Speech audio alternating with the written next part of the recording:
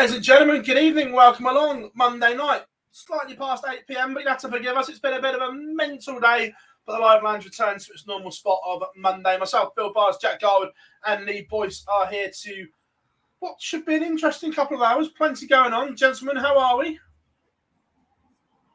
All good, mate. All good. Yeah, time to play. Not bad. Not bad.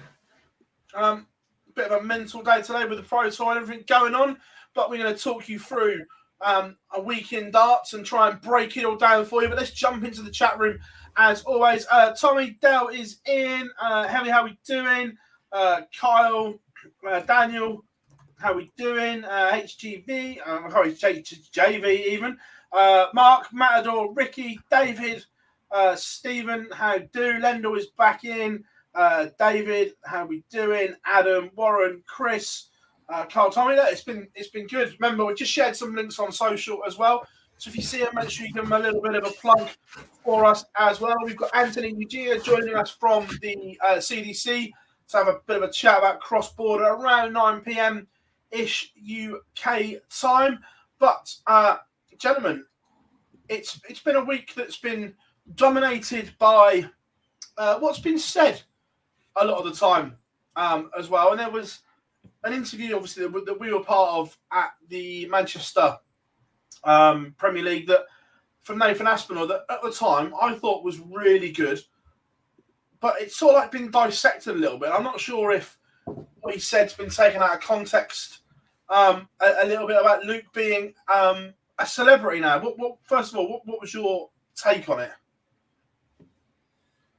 I don't think he's wrong in calling Luke a celebrity because he is. He is the most mainstream dart player we've ever seen in such a short space of time as well. We've had Taylor, we've had Van Gogh, and we've had Price, and none of them have really hit the celebrity rounds that Luke is currently doing. As Nathan said, they did 5 hours at BBC on Thursday last week in Manchester. Nobody's ever been bothered about that before. We've seen him on the Jonathan Ross show and all that sort of stuff. Yes, we've seen Phil Taylor do chat shows before, but Go and Price had that one show of Soccer AM, but nobody's really gone anywhere near the levels of press and PR that Luke is currently doing in the mainstream.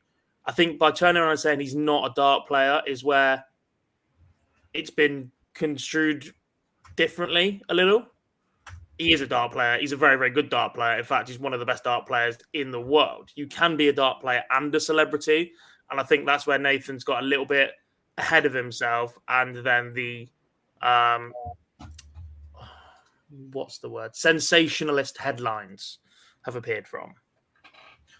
Yeah, he's a dart player that has turned into a celebrity. He was a dart player on the Super Series 6 months ago before his World Championship run and what done with it. I do think there is part of it that has been taken out of context. However, we all know that Nathan likes an headline as well. And I don't think there's any bad blood whatsoever meant in what he's saying. It's just said because, as you've alluded to, Dobby's taking it to heights that we haven't seen since Phil. And then further, the Durbin Prize on Soccer AM, it's still a sporting show.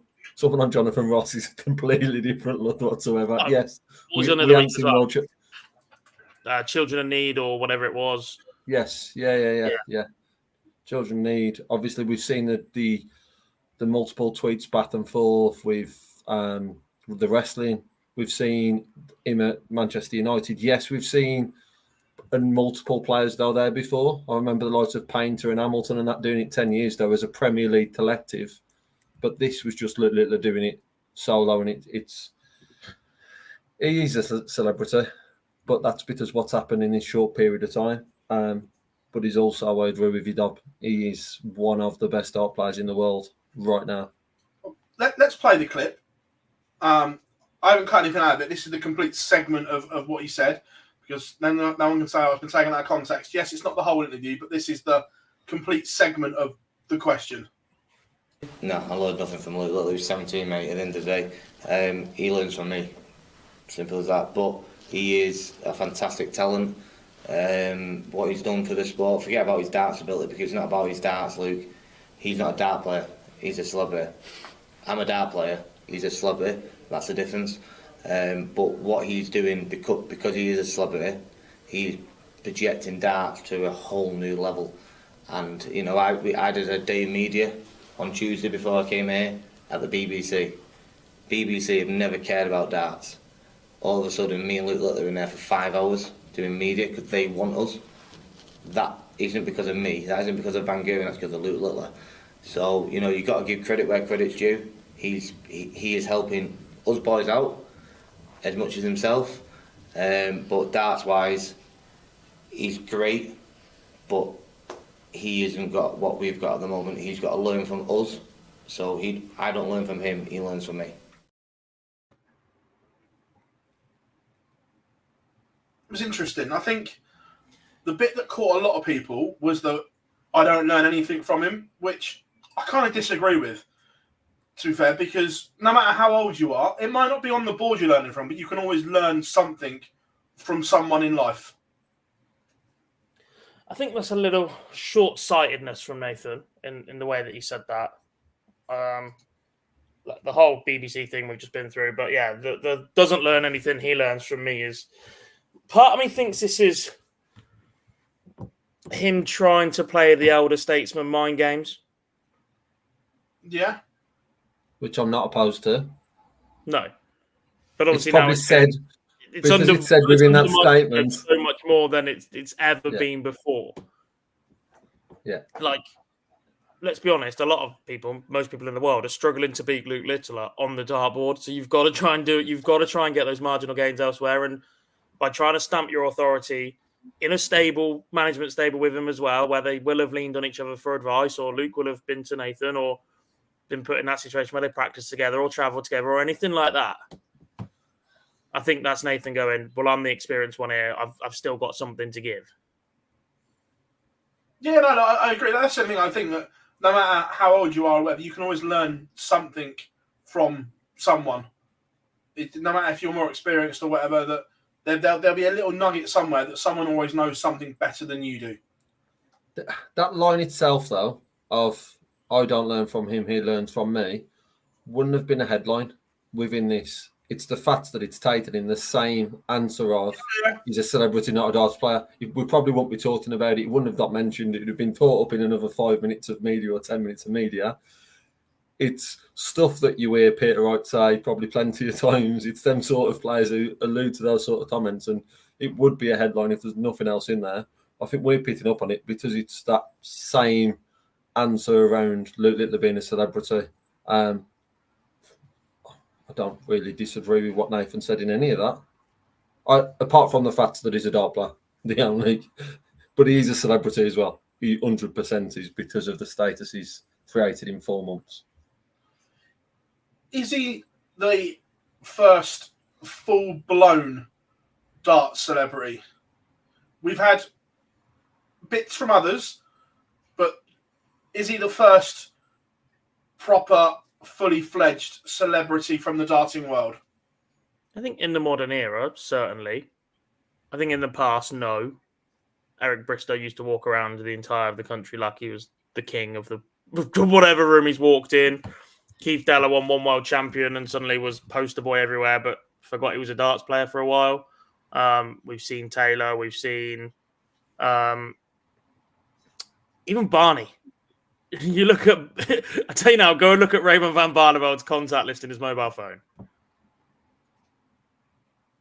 Everybody who is anybody in the Netherlands knows who Raymond van Barneveld is tried to get some in with Raymond van Barneveld at some point.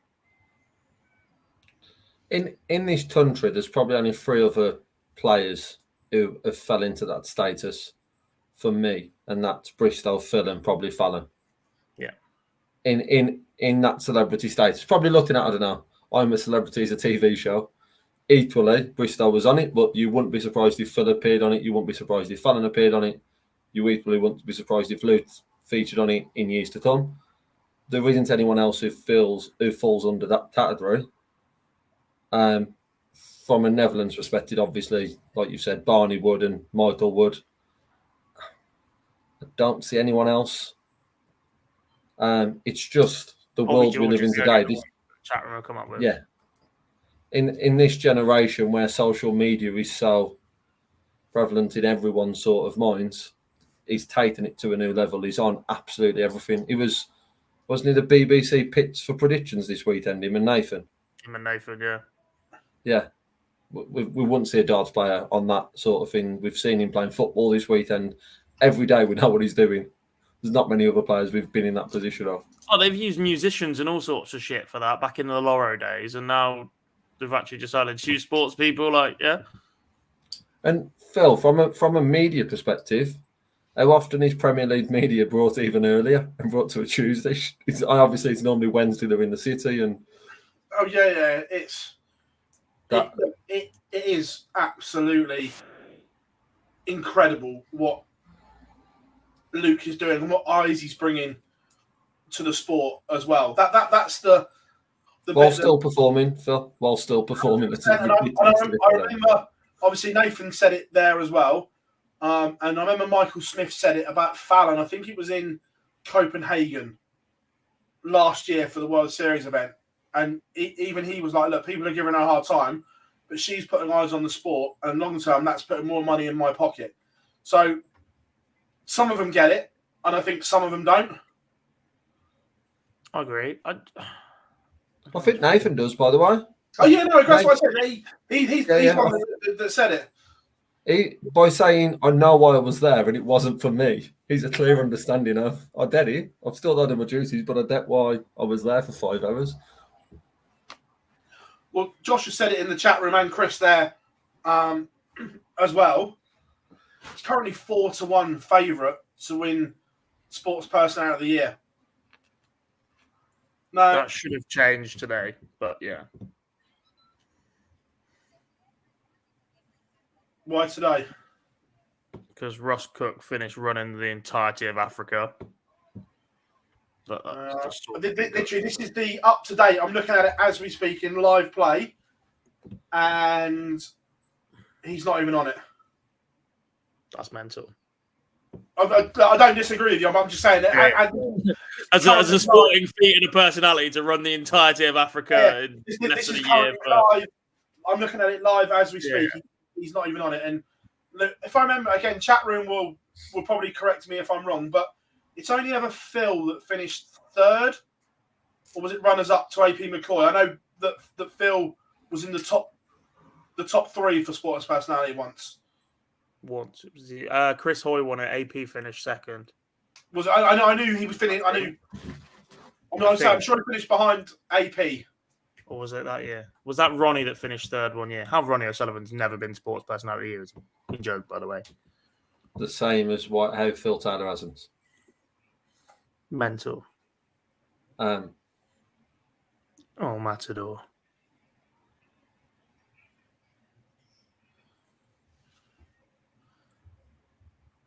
Correct. If I speak, no comment. To be fair, if Klopp, Pep or whatever was in charge of England, I'd give you that. We think we would win it, but not with the numpty and a waistcoat. Anyway, back to the darts. Yeah, but the fact that he is such a massive favourite right now for Sports Personality of the Year, that if he can go on and win it, that would be huge. Yeah, the only thing with that, surely them odds only drop because we don't have a World Championship before that before the Sports Personality of the Year. The only thing we do have is the match play and the Grand Prix, maybe because of the timing of that. Premier League as well, because of the eyes on the Premier League. But to darts fans, I agree, they don't rate the Premier League. But to the casual, the Premier League is a massive thing. But the timing of it as well. But it's also going up against European Championships in an Olympic year. It ain't big enough. I don't know. I genuinely don't. Isn't. Not in an Olympic year. Go back and look at Sports Personality of the Year in an Olympic year for the last 30 years. It's an Olympian every time. Yeah, but the Olympians have got to go and do something. If they do something, I agree. Yeah. If they don't, if we only get a couple of bronze medals. Adam Peaty's about, and if he's fit, Adam Peaty will be right up there. But I get your point. But I'm also a bit not concerned or whatever, but with the increased attention on darts, are we worried that actually there are some outlets that have gone too far? 100%. That are just clickbaiting, absolute nonsense, don't understand it, haven't taken any time or effort to go out and try and understand it, but are just using Luke's name and face. And at what point does that start pushing people away? Because we've seen it with Fallon. We have 100% seen it with Fallon, whether people like it or not. The way that some organisations used Fallon Sherrock, her image and her playing, to promote the sport or to promote women in sport or whatever else alongside it, turn people against Fallon. It's already started. Yeah. You see some darts fans. There was a comment on one of our posts. Like, I'm not going to name the person because I don't know the person specifically, but I can tell you the comment. So on Thursday, we put out the fixtures for the Premier League. Now, our graphics always have a player on them. And I always use the player that won the week before for this week's fixtures. So for this week in Manchester, it was Luke with the fixtures. And all we got was disrespectful. And I was like, and I just went back and asked, can I ask why? Like, not been. And then it was just like, I'm fed up with him. And there was other people that chirped in, fed up of seeing him pushed everywhere. So I think an element has already started of people are a little bit fed up. And I go back to it and it cracks me up to this day. And it was Lad Bible on his second Pro Tour. He won the day before. Loses to unranked Polish bus driver. And the headline on Lad Bible was huge shock. Luke Littler crashes to unranked Polish bus driver. One, he's ranked because he's got a freaking tour card. Two, he's fucking won a Pro Tour in the last year. It's the most informed bowl of the lot. Yeah, he didn't make the World Cup squad. I was banging on that door for so long. He was one more round of Pro Tours away from being in that World Cup squad. 100%. The thing is with it, I agree with what you're both saying about the negatives that have done with it. However, the positives right now outweigh it. The amount of posts on social media of stalls setting up dartboards, my friends who have got children who will tune into a Euro Tour event have actually brought the PDC just to watch Euro Tour event. There's Luke's on it. At the moment, that praise, yes, the negative press isn't helpful. However, unfortunately, that will come with the amount of attention it's getting. But the attention is because of Luke and the how it's spun in the UK predominantly at the moment is positively, apart from the few stupid headlines while he was at the World and the one you've mentioned about losing the Pro Tour. But the positives for me right now outweigh the negatives. Oh, and the other one, which cracks me up, was when he got into the top 32 in the world, obviously he's not until I played on the Dev Tour, it was Luke Littler banned from darts from 2 years. I'm like, fucking read the rules. No, that's to get clicks and how is the best player in the world or the one that and one of these was a national outlet as well. This wasn't a thing, this was a national outlet that Luke Littler's been banned for 2 years. It's going to be more than that because he ain't coming out of the top 32 in a while. So, but I don't want to sit here and act like some sort of gatekeepers of the sport either, because we're not. We're more than happy for the sport to just grow.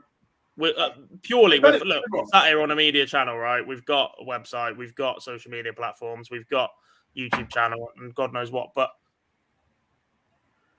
I just want the sport to be reported on properly so that people learn and grasp what's actually going on, not sensationalist shit that drags your average Joe in that doesn't understand it. So you're constantly winding up the people that put the sport where it is now. But that's my biggest point with the PDC. Like darts fans, not being seen as like gatekeepers and knobheads and it doesn't matter. Like they're still so important. They're the ones that have been there for so long, and they just seem to be getting passed over. We see that what that happens though with football, for example, which is the most watched sport in the UK. The amount of headlines that come out of from absolutely nowhere that are not true or that clicked, and that's what it's all for. I would like to see a world where it's not, as you're saying, you've not got those headlines and you've not got the clickbait that we are seeing from these websites or some occasions national newspapers. Unfortunately, that's what comes along with the sport being as it is right now. We saw it with Fallon. We've just seen it to the next level, maybe 2 levels further with Luke. Yeah, but going back to the original point, we've gone off on a tangent a little bit.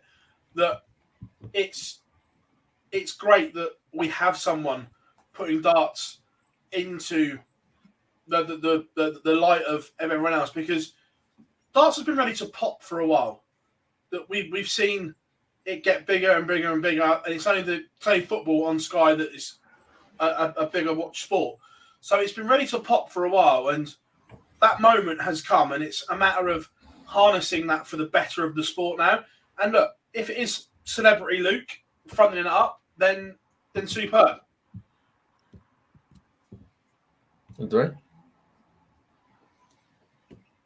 We've never had a Premier League that sold out, and that tells its own story. Now, the fact they've sold the O2 out is ridiculous, because that is a soulless bowl. I'm more surprised they've sold Birmingham out, because that never happens. They're both as bad as each other. Yeah, look, it'll be interesting. We'll come back to the Premier League as part of the roundup, but it was more that particular segue of the interview has been everywhere since Thursday night. At least you did something right, Billy.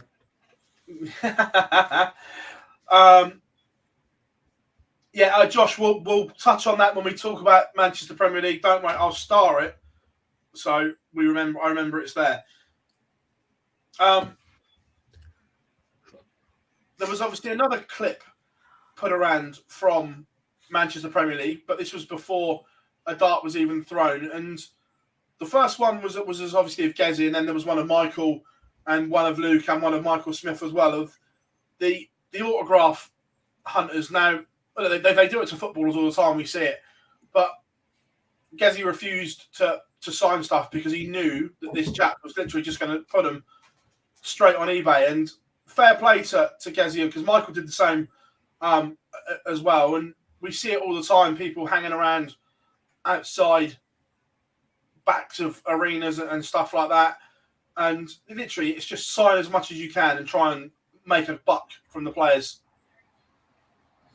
Yeah, I think Gezi was absolutely bang on. The clip of Michael hasn't quite done the rounds because he does sign one thing, but he signed something that had them in it. That's worthless to 95% of people. You don't go reselling a photo of yourself with Michael van Gogh and you sell a photo of Michael van Gogh of Michael van Gogh with a signature on it. Like, yeah, absolutely bang on. I think he handled it really well.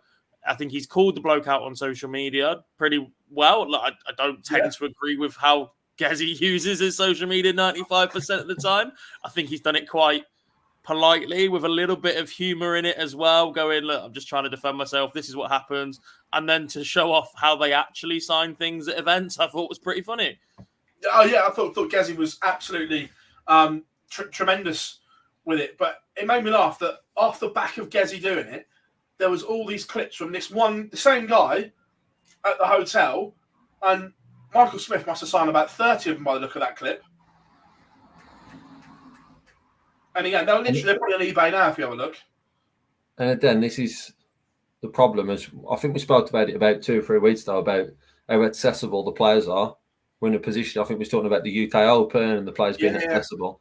This is people just benefiting from that.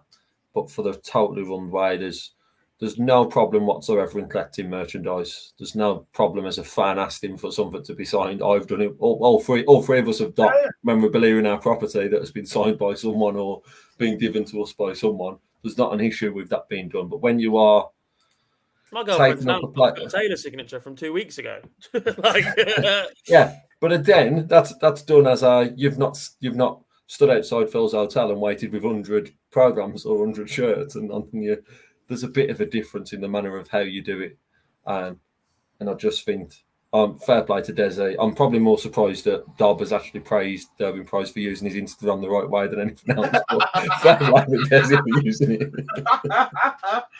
That's the power of social media, not I'm a little crybaby, take my phone off me 10 minutes after my game. But yeah, obviously it went hand in hand because Gezi was involved in 2 incredible exhibitions. And I love the fact that he put the footage up of this is how real darts fans do it and stuff like that. And look, Gezi has got a lot of stick, but at the weekend, he was genuinely incredible with the fans in Newcastle and York. Like, sensational. There was the lad he played in Newcastle. I don't know what was wrong with him, but he obviously was disabled in some way. I don't want to say what because I don't know what it is. I don't want to think, but he had an auction. He had a leg against Gezi, and literally Gezi was incredible with him. Like a moment that lad will never ever forget in his life. I saw the clip. It looked brilliant. Yeah, it was, and the lad itself he was getting the crowd up, involved in. I think he was 12 years old, and it was like that. That is something that he will never ever forget. And again, Gezi put it on his own social as well. So things like that are absolutely brilliant. One thing that I think the PDC can do, I know it's not always that easy, but where the Premier League's been going so long now, all these autograph hunters know where the players are staying. They don't vary up the hotels at all. And they're so easy to get to the players that way. So, again, maybe you rotate hotels. Because where the events are, there's fairly good there's good hotels around. They don't have to be the same all the time. Some of them. Some cities are shocking for hotels. As I said, most.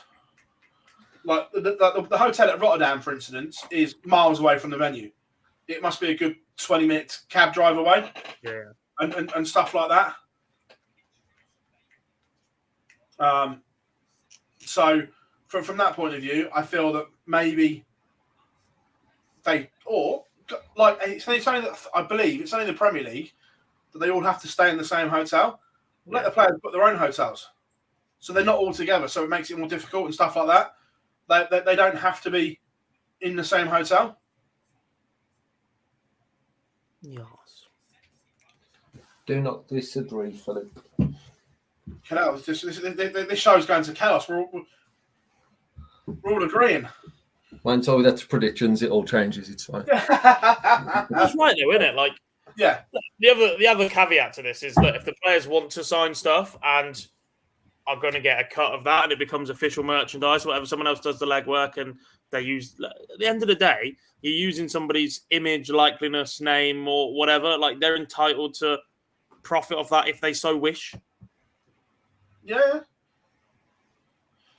To be fair, I actually agree with this comment as well, because I do think this is one bit they don't do well enough, and this is talking about off the back of the Gezi bit, is I don't think they showcase the players' personalities the way they used to.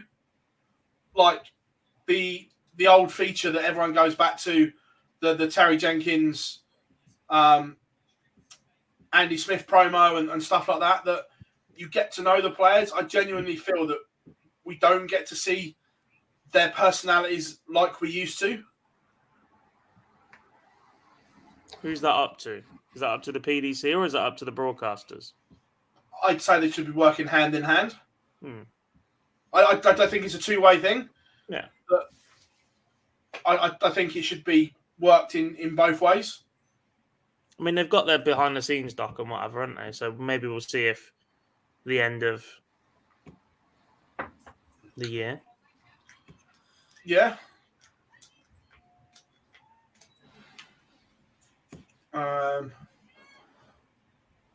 Yeah, quite possibly, but we need more promos like the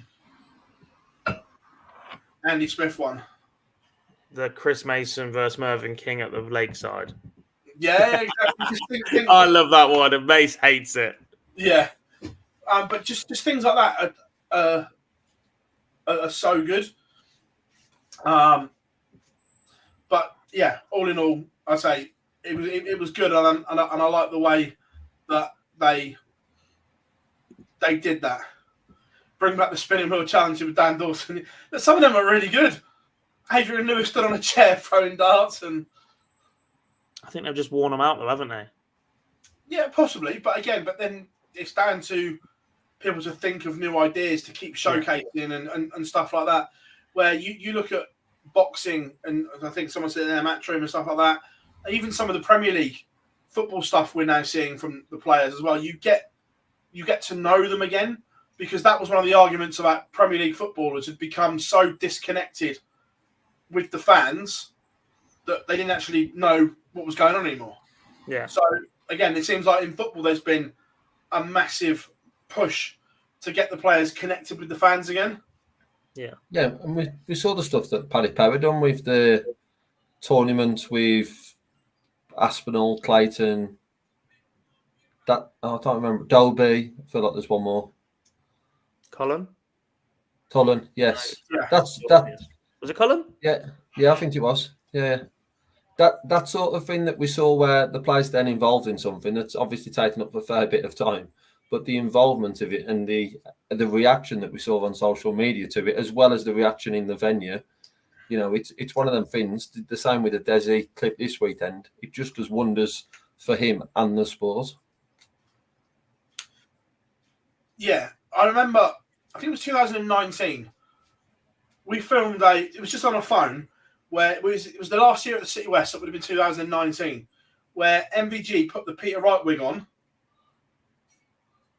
and was walking around the crowd on his day off in Dublin, and we shot it, and he was like, "No, you're not putting it out," because he changed his mind. But we ended up putting it out anyway, and the reaction that got was incredible, because again, it just sees a player in a different light. Now, we all know that MVG has got a wicked sense of humour, but that doesn't always get showcased. Where he's put this Peter Wright wig on, and he's literally walking around the crowd. He was sat in one of the seats near the front with this Peter Wright wig on. Yeah, look, a couple of people sussed him, but it was just something, again, quirky and different. I guess the other factor is that actually a lot of the content that we've just listed or gone on about that we've seen in yesteryears have been sponsor-led and not PDC-led, and I feel like their team is big enough. They're trying to be edgy enough to suit a modern-day social media world. This is where they need to step up a bit. Yeah, no, I don't disagree. And to be fair, I kind of agree with this point as well. Players outside the top 16. All you have to do right now is look at the biggest fans' favourite player on tour outside of Littler, Stephen Bunting. Yeah. Because he prats around on a silly app made for kids dancing. Yeah, 100%. Not disagreeing. He's absolutely brilliant, by the way, and TikTok is ridiculous. Like that opinion is so 2017. But yeah. Yeah, no, look, I think Bunting does an incredible job at what he does.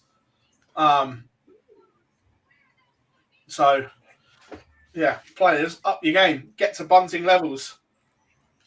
I must admit, we've already been chatting with Paddy Power, and there's some good ideas. They're already planning for the Worlds this year. Yeah. Right, let's go back to Manchester Premier League. First of all, chat room and you guys, your thoughts on the night itself? I think it's the same thought I've had about the entire campaign. How did I know that was going to be your answer? Well, it was just okay, wasn't it? Like, yeah, we saw some darts. Littler finally got his win, which I think is quite a big moment in terms of that table race. The same players still aren't getting results, meaning the latter stages of the tournament are still between similar players every week. And like we said, look, the data is going to tell everybody that this is a fantastic Premier League. I'm not sure I agree. It's sold out, it's brilliant, it's this, it's that, whatever. But I'm looking at it going, I put Manchester down as a decent night. I'm in partial agreement with you, Dob. The reason I say that is because this time last year I was fairly bored. At least this year we have had some standout nights, some utter brilliance throughout the way. what have you got open in front of you? Me? Yeah.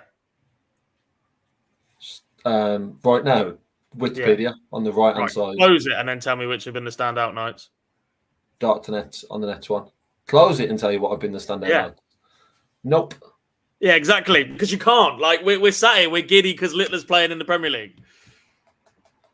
I can. The two standout nights for me. Oh, you go to every event. You don't count. Dublin one. Dublin has the best atmosphere every year. You've asked me to name one. I've named one. You can't then give an excuse as to why I've named it. I've just said it's one of them. Night one. Night one always delivers. See, like we're sat in praise. Yeah, brilliant. Actually, no. It's as 2024 been so far Dob, has 2024 been a better Premier League than 2023? The answer to that is yes. I've watched less. I've been busier. I've watched less. That's a new problem. As well. An awful lot of this is being carried by the Littler effect. I just want to see what craziness he's doing again. He is the first result you look for every night.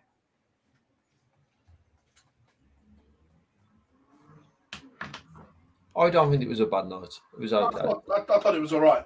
Yeah, it was okay. It was watchable, but like I'm saying, like Littler won it. If Littler goes out first round, how many times are you sat there interested in a result? But Humphries has been sensational the 3 weeks prior to Littler doing his double. So Van Gogh was very good right at the start, but again, the intrigue was the evolving early battles in the head-to-heads of what's Luke going to do against these guys, and Luke Humphries being in a position where people are questioning his status as the worst world champion of all time. Nonsense. I thought the 9 darter this week was brilliant, but I've started the question before we go back. Fans didn't cover themselves in glory. Cover themselves in piss and 10 quid pints instead. Literally fighting. Well, Gezzy's hitting a 9 darter. It's just like, come on, man. Mental. There's 2 clips I saw. There was that one, and then there's one the back of the arena where they're just launching pints over the top onto the tables. Yeah. So there's that one, and then I'm not convinced they were pints. The left-hand side. Well, I say that, but there was about 20. So some might have been, and then there's the one which is like the left-hand side of the board where there was strapping with Price on his 9 at the time. But that isn't something new, though. By the way, we had these conversations 12 months ago. They've happened every week. Every week. It's just the first time that someone's been close enough to video it and it reached Darts Twitter. But that, I know me and you spoke about it, God, but that's not the PDC's fault. That's venue security's problem to sort it out. It's half and half. The PDC need to do more. Yeah, PDC need to do more. It's their event, right? They set the directive on what is and isn't allowed, aside from venue rules already. Like, there has to be conversations about stricter, what happens if this happens, how many your numbers and all that sort of stuff. Like, and like you said, the PDC do the stuff in the bowl. So any fans on the tables are PDC security. No, they're not. The only PDC security is in the pit, which is inside the walk-on area. Everything else is venue security. The only PDC security is inside the pit, as they call it, which is inside the walk-on area and all around the stage. Everything else is venue. I still think it's their directive, isn't it? If that's a concert, whoever throws that first point is gone before the fourth one gets anywhere near it. I'm not sure the PDC have got that power over venue security, because the venue will have a chief of security and it'll be their directive and X, Y, and Z. You can have conversations, can't you? It just doesn't feel like they're going on. I'm not saying you can't, but it's been going on for so long. They never address it. There's never a public statement going, we don't agree with this. We want this to do better. This isn't what we want at our events. That just doesn't happen. They just act like it hasn't happened for the last 10 to 15 years.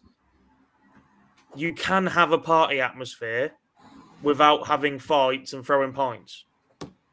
Oh, no, I fully agree with that. It's possible to turn up, enjoy yourself, have a drink, sing some songs, watch some darts, and then go home without a black eye.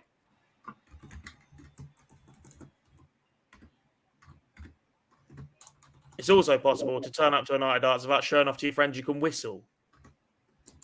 You're a child. I can't whistle, so I'm not showing off.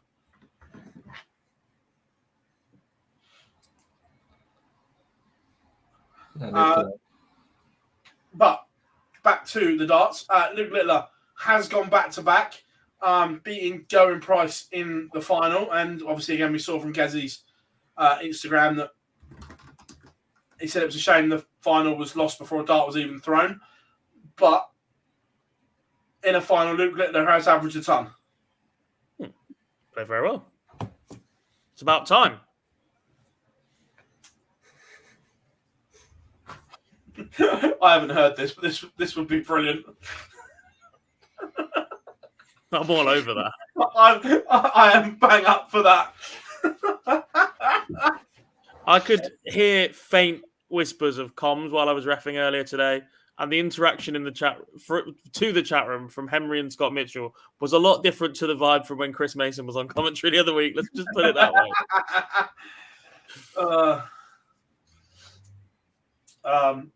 But yeah, look, Luke's gone. He's beaten Michael Van Gogh comfortably. He's then beaten Aspinal, not comfortably, but in a really good game. And then he was comfortable against Gezzy in the final, I think it was fair to say. It was the one he wanted. Out of all the 16 venues, if he could give him one win, he would have taken that one. Yeah, he's done back-to-back now. Yeah, he's top of the league. No question marks about him being in the O2. That spot's as good as cemented. So it's just another 6 weeks of him enjoying himself, and how he's playing at the moment, I don't see that being an issue. He's a point away, isn't he? He is 24 is the magic number. Do we think it's still going to be the magic number this year? I don't see how it wouldn't be, unless it's modelled differently because Peter Wright is so poor, but I feel like he's been this crap in previous editions. To be fair to Peter Wright, he's actually played fucking well against Gezzy. He's played a lot better the last few weeks without results, yeah, but he started too badly, and then you've got scoreboard pressure. Oh yeah, I agree. After the start he's had, you're not going to make it up, I agree. No. But he's averaged 109 and lost 6-4. Yeah. Unlucky. Is it now 3 spots, 2 spots for free players, and 3 have done a right? We're all in agreement that Wright's done, but are we now saying that Price and Rob Cross are out of it? No. I think they've got an awful lot of work to do. I don't see Rob Cross winning a night, and I said that last week, and I stand by that. I don't see Cross winning a night. The way Gezzy I still think it's possible. Oh, no, I'm not. Everything in sport, everything is possible in an outcome. I accept that, but I don't see Rob Cross winning a night because I think the consistency levels aren't there. We've seen too many 104s, 91s, 107, 93. The range is too big at the moment. But for looking at their notes left, if 24 get you into the playoffs, Rob Cross needs to be in 5 semi-finals and a final. Then he would be on 24. Derwin Price needs even more than that. The chances of that happening just seem, for me, very, very slim. Price didn't go on a rampage that we've seen with the others, but Price is only on 10 points. He needs 14 more to get to that mark in 6 weeks. It's an awful lot that's required.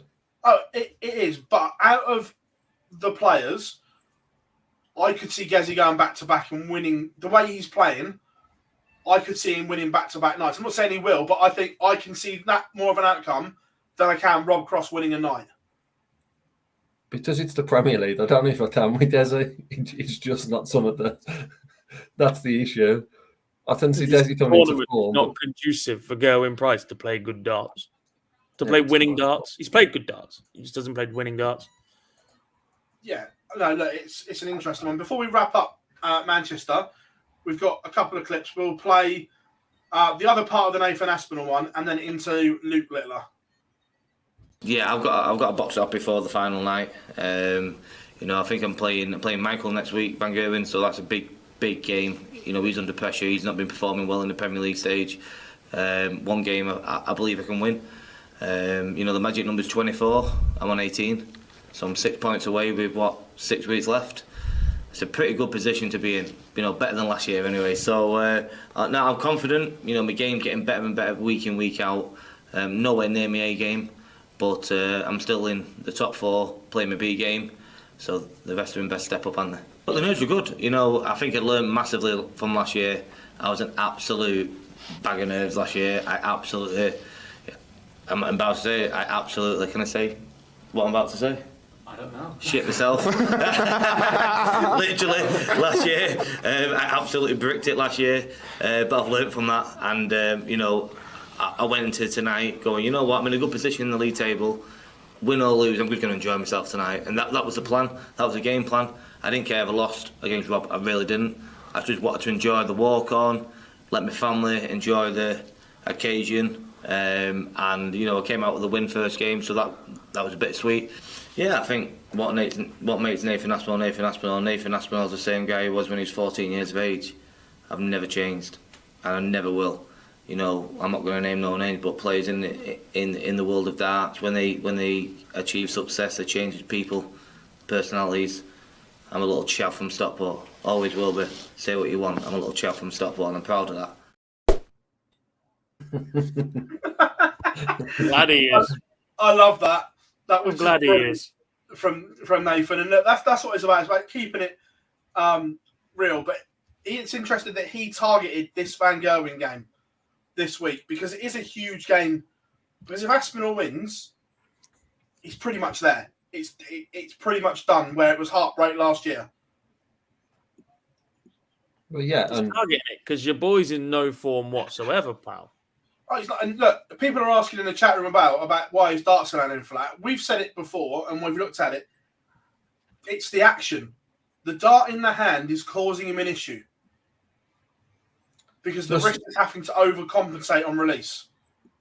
Just back on Aspinall, though, is the overthinking of the points, 6 points in 6 weeks, that to come back to bite him on the bad side, that he's overthinking it already. However, if he'd an aim to just win quarterfinal in week 1, 3 and 5, every other week he's just started to a semi-final, sorry.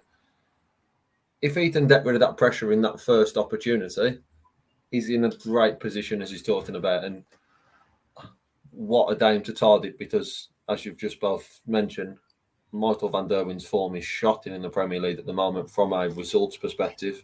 He is safe though because he's got points on the board. Again, right points on the board. I stand by that. But I'd rather be Michael Smith right now. But I think the action is what's causing him the issue. The dart pointing down in the hand, when he pulls it back, the wrist is having to force it through to try and sit properly, and that's what's causing him to sit flat.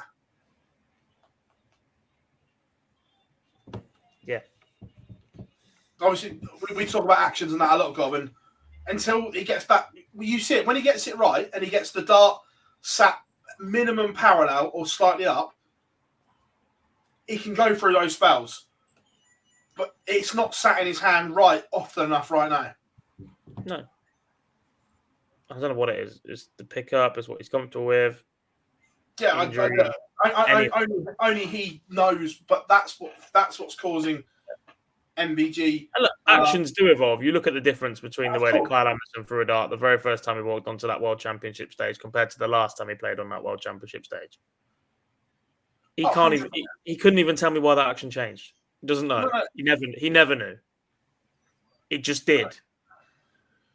It was what he was comfortable with. Yeah, but again, comfort might not always be the best thing. Not just Carl, but in general, that needs correcting and correcting quickly. For any player, we've seen many players. We've seen Rob Cross have actually problems with his release that he knew he was having. He was always releasing late. We've seen this with MVG. It's just something that dart players need to get their head round. And this goes back to coaching because you can't see what you're doing wrong. And as a player, you can't see what you're doing wrong. This is where you need another set of eyes to tell you and help you. I've been thinking about coaching a lot because I still think it's something that needs to grow and develop massively in this game. But I think that the issue and the reason that people won't commit to it or take it as seriously as perhaps it should be taken is there is no one textbook way to throw a dart. No. There is no standardized way to go and coach somebody to play the game. No. If you go to a golf coach, a golf pro, and go for a lesson, they won't. If there's something, if you've got a weird little idiosyncrasy in your swing, then they won't change too much of it. They'll try and keep it as natural to you as possible. But there is a textbook way to swing a golf club. There is a textbook way to grip the handle. There is a textbook way to take the club away from the ball, what plane to take it back on, the speed and the rhythm, and how you follow through, and how you turn your body, and how you rotate your hips, and how you move your center of gravity, and all of that. There is a textbook standard way of doing that, which means you can teach other people how to teach it, but actually that's the generally accepted way of going, this is how you play golf. It's proven by biomechanics. That doesn't exist in darts, so nobody trusts it. Because something I do tomorrow could be better than something that's been written in a textbook for 5 years. Yeah, but I agree with you, but I think players are going to have to learn to trust the process. And that might be a generational thing where it's the younger ones coming through that trust that process more. But it'll be interesting. We're going to come back to the Premier League for predictions later on. However, our guest for the evening has arrived in our little waiting room. So without further ado, I'm actually going to play a 30, or not even that. We're going to play a massively short ad to bring him in, and we'll be back on the other side of this. You say the line, I kill you.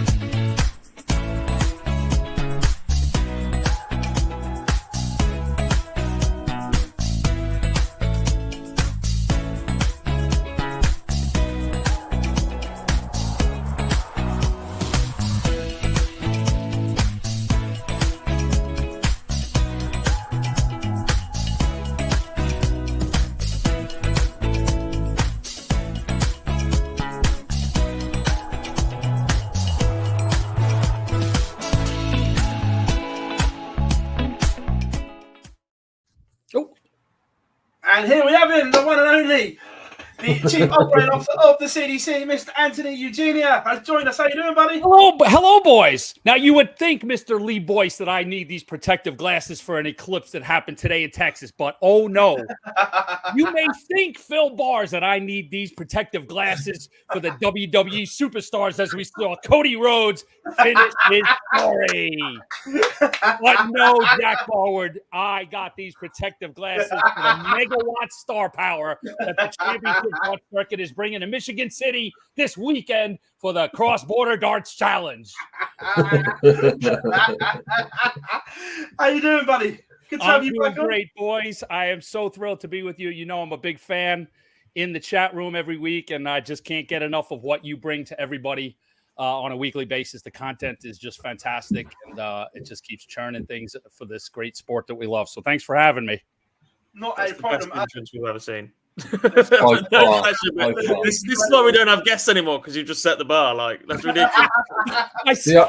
I'm like, I gotta cut a wrestling promo for Phil. He'll love it.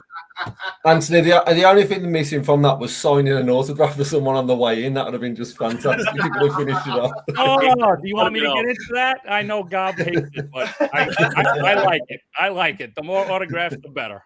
The 2024 CDC season is about to start with an absolute bang. How excited are you for the new season? Very, very excited. It's nerve-wracking that it's here already. You work on it for months, and it's like, oh boy, here we are, the week of the contest. So yeah, we're excited to be in a new venue in Michigan City at the Uptown Social. Just like last year, we saw Jeff Smith win, and it's a competition between 8 U.S. players and 8 Canadian players, and it's a good deal. We're excited about it. Great to kick off the season, as you said. Yeah, and this dynamic of obviously playing for yourself and your country at the same time, is that something that was important to give it a little bit of spice? Yeah, well, the idea came out of a little bit. I really enjoyed years ago. You remember, I think it was Masters of Darts. I think that's the way it was framed, when they would have some BDO players and some PDC players or English and Dutch, and they would play singles bracket, but then there was a sort of side-to-side component to it. that combined with not right before COVID, the COVID year when we had to split the tour up, we did some events in the US and some in Canada. And so we were kind of forced to do the Continental Cup that year with the top 8 from each respective tour, right? So we got forced to make that first round 8 US versus 8 Canada. So when trying to create a new event last year with those couple of things in mind, that's what we came up with. We looked at the rankings, the top 6 from each nation make it into the event plus a couple of wild cards, and then it's set up that way where each side plays each other in that first round, and then it becomes a straight up singles event. But as you mentioned, that there's a Nations Cup little twist to it, so each match earns a point. And so that's, theoretically, you've got 15 points up for grabs. If everything went to chalk, you could look at the U.S. one versus the Canadian one, 7 points apiece, playing for a final, not only playing for their own individual championship, but the Nations Cup. It's not exactly Ryder Cup yet, boys, but it's a nice little twist. We are itching for a Ryder Cup, but you did say the W word, so you can tell you boys have been working with the PDC. Before we get into the games and everything like that, the 2 squads are there. On paper, who has the stronger squad? Do I have a right to say, being one of the bosses of the company? I think it. Canada is the answer you're looking for, Anthony. Canada.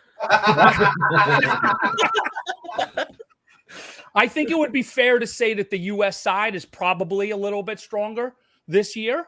I think there might have been some folks that might have even thought that last year, but Canada went in night 1, blitzed the U.S. side 6 out of 8 matches.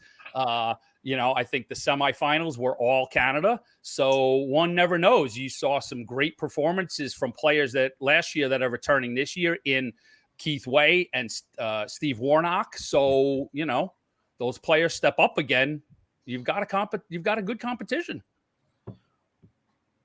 The experience that the North American guys have got over the last 12 months, whether that be on the WDF, the Motor Super Series, the ones that are playing PDC, are you expecting the standard to go up another 10-15% in this year's tournament?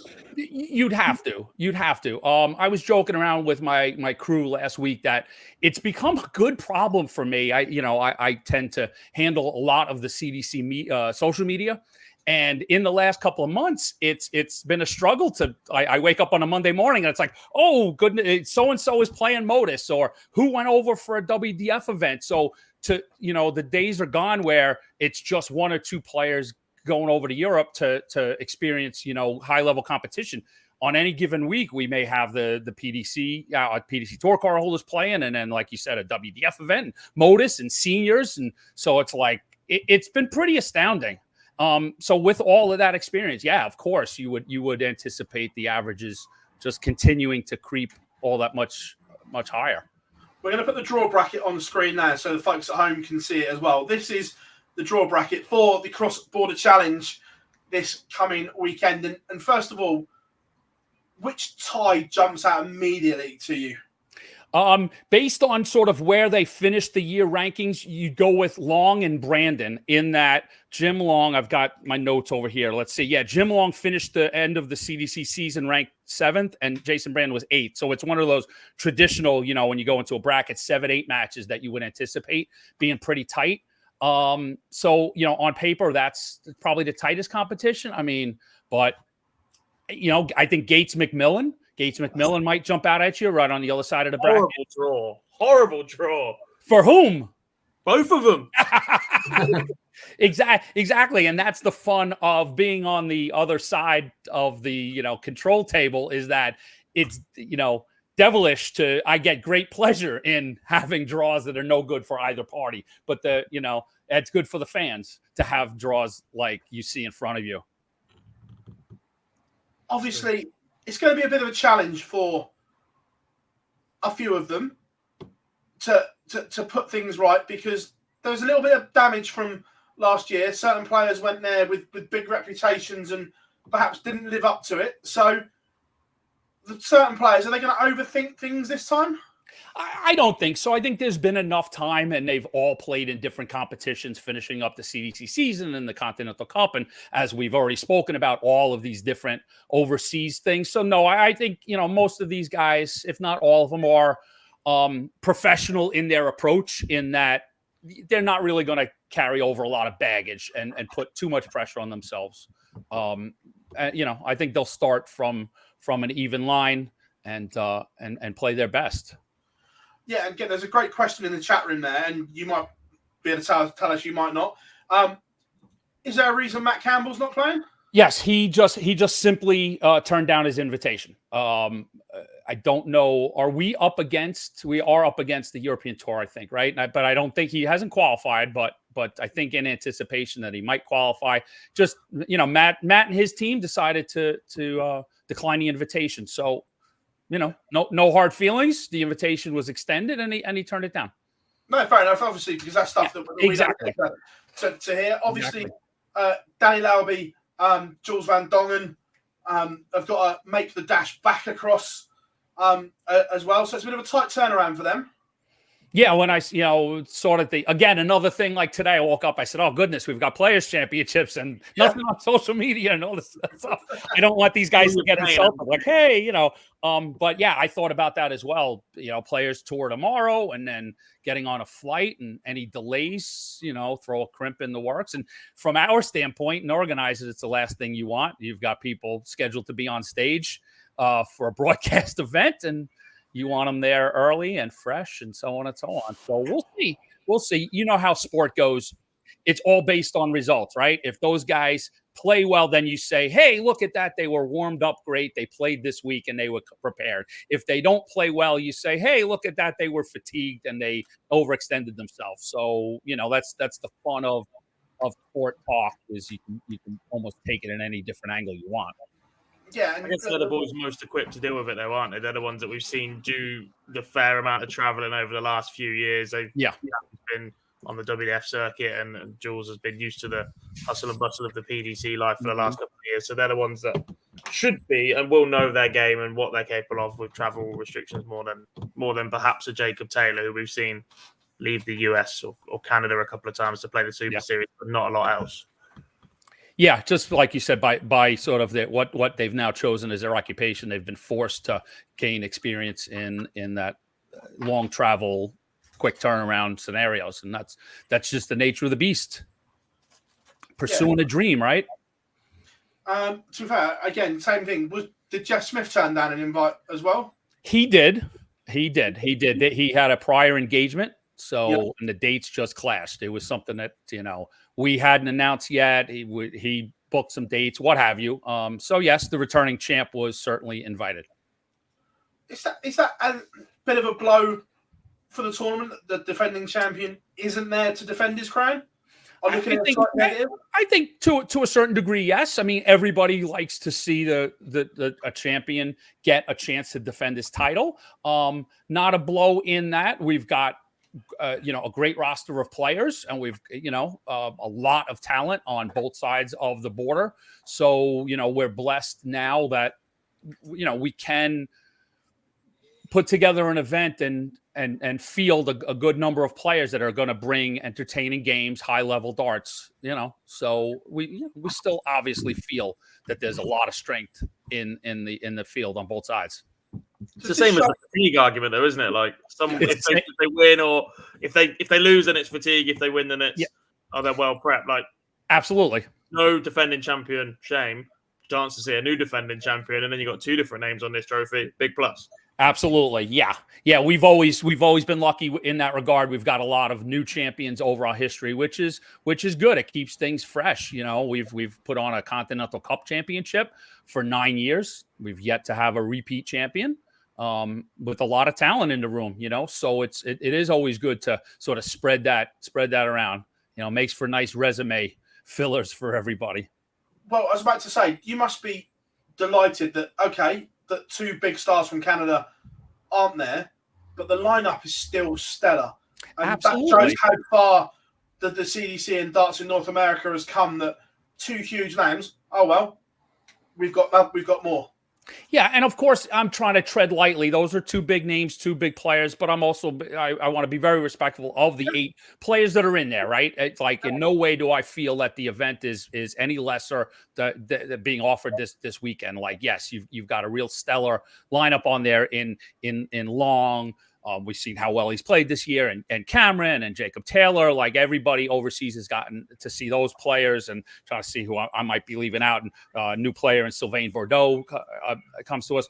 And again, I really want to focus on guys like Warnock and West, and of course, John Part is there, and that's a draw all into itself. And John's always been wonderful with us, and it's a thrill to see him on a stage that I have a hand in setting up. It's always an honor. But guys that might go unheralded a little bit in Warnock and West are some of the guys that have really stepped up and played well. They played well last year. They played well when they got chances in the Continental Cup. So those are the guys. A lot of times the heralded high seeds and stars, no matter what sport it is, sometimes kind of cancel each other out, right? Just because they're all going to produce, they're all going to deliver. So, whether it, football in the States, football in Europe, it might be the rest of the roster that makes the difference, that has that big moment, right? That pushes one side over the other. I'm guessing but we'll ask the question. Is it available on PDC TV? It is. Thank you for the question. Yeah, it'll be live on PDC TV and our YouTube page, and quite possibly a little bonus coverage on Facebook. So stay tuned to our social media for that. But it'll definitely be on PDC TV and YouTube. Nice. You just tear up here, Anthony, and you spike them back down, mate. Well, in Weekly Darts Cast as always. But look, just going back to the tournament itself, that we're not going to put you on the spot, but we're going to do some predictions, and you can. I was hoping you were going to. I didn't want this to be a full commercial. I came with my selling notes, of course, but I enjoy what you guys do, and I want to hear from your perspective. The players and the event and some results, without a doubt. Right, boys. Do you want to go in draw bracket order or in schedule order? I have the bracket in front of me, but it's up to you. Well, I'll give you a little bit of feedback, Anthony. Just I don't, Philip. So put it up on the screen then for me, please. All right, Mr. Boss. Give me some feedback? Can we have the flags somehow on the players' names? Okay. On the draw. We'll make that addition going forward. On this one. Yes. Understood. Yeah. Well. Because obviously you've got the number one seeds, and obviously then the other one is the opposite, but actually trying to look at it and then work out which one's which from understood uneducated person. You know what? That's all right. I'll take that feedback, and I'll see if the media team can do that for the broadcast. So we'll have a graphic when we put up there. Right, chat room. I want you to get involved as well. So this is it. We're going to go in draw bracket order, or starting with Alex Spellman against Sylvain Bordeaux. So chat room, get involved. We'd like your predictions for the 2024 CDC Cross Border Challenge. God, what are you going for first? I have 2 questions. One, are we predicting scorelines? Yeah, solid. Let's do scorelines. Then 2, Anthony, what's the format? It's down in there. It's down there at the bottom of the bracket. Small. It's best of 9 first 2 rounds, best of 11 semis, best of 13 for the finals. And I won't wait to be asked the question. People consistently, push for longer formats, and we understand that we want longer formats, and they're better to watch sometimes, so on and so forth. But we're also learning to fit a schedule into a timely fashion, to work with the venue and to work on a broadcast schedule. So, you can't just set it at best of 31 every match and can expect to get that into a 4-hour show, right? Yeah. Right. Starting with Spellman, and I'll be honest, Sylvain Bordeaux is one of the players that I don't know an awful lot about. Like, there's a lot of names on there that I'm learning a lot more about. Sylvain is one of those that I haven't really come across yet.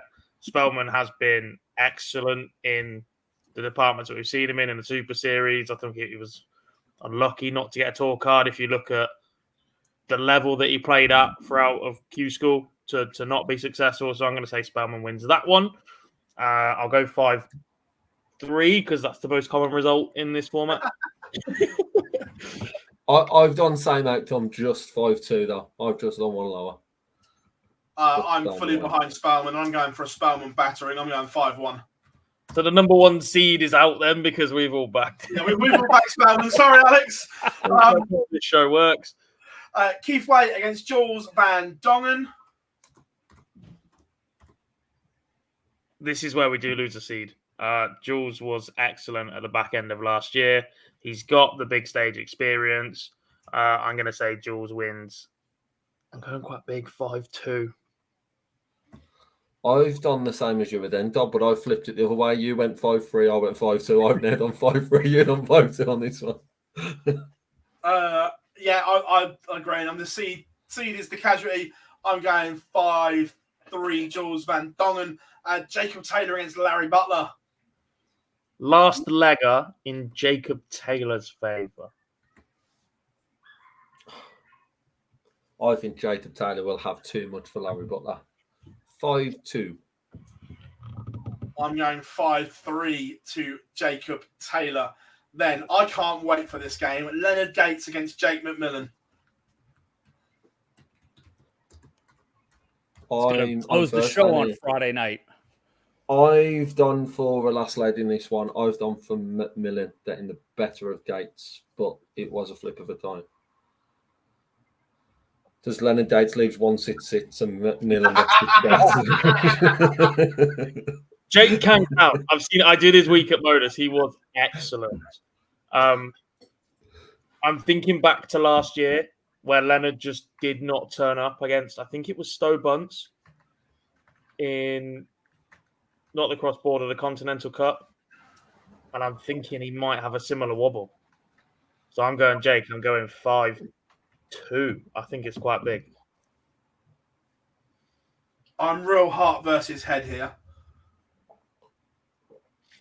I'm going to be different. I really want Jake to win, but I think Leonard 5-3, just because you two have gone Jake. them drives from Blackpool to Portsmouth have done him swaying with Leonard. That's then we've obviously got DC, David Cameron against Doug Bone. What are we going for in the other half of the draw? I'm going for the seed once again. I saw David at the Champion of Champions qualify here in the UK, followed by a stint in the Super Series where he actually outperformed Jeff Smith that week. I thought he was excellent. When his first starts on it, it looks brilliant. I think he lacks a little self-belief at times, but I'm backing Cameron here. I'm going to say 5-3. 5-2, Cameron.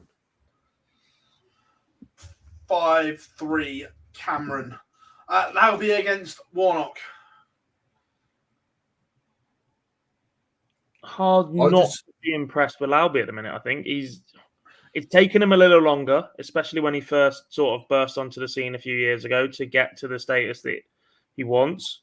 But I think he's just starting to put everything together. I think he's a real threat for the entire tournament this time around. In years gone by, we would have talked him up and said, yeah, he can go on and win it. And deep down, you're looking at it going, he's got that throwaway in him somewhere. I'm seeing that less and less from Danny right now. I think he wins this one 5-3. I've done him winning it, but I think this is another one that goes all the way. So 5-4 for me. Again, it's the Jackal and Hyde of Danny Lauby. If the stellar Danny Lauby turns up, this could be an absolute drubbing. Otherwise, it might get a little bit closer. I'm going Lauby 6-2. I'm sorry, 5-2. I just think what we're seeing from him on the Pro Tour at the moment, he's playing some fabulous stuff. Stowe Bunce, the man that took the world by storm against JP John Part. Is it me, Dob? You? I can't remember which way it was. I've been first for everything, but I'm still debating this one. I think it's very much one-sided. And I'm down with the seed. I think Stowe Bunce, that's done of Part with ease, 5-2. This is where my lack of knowledge of what's gone on for the last few months is irking me.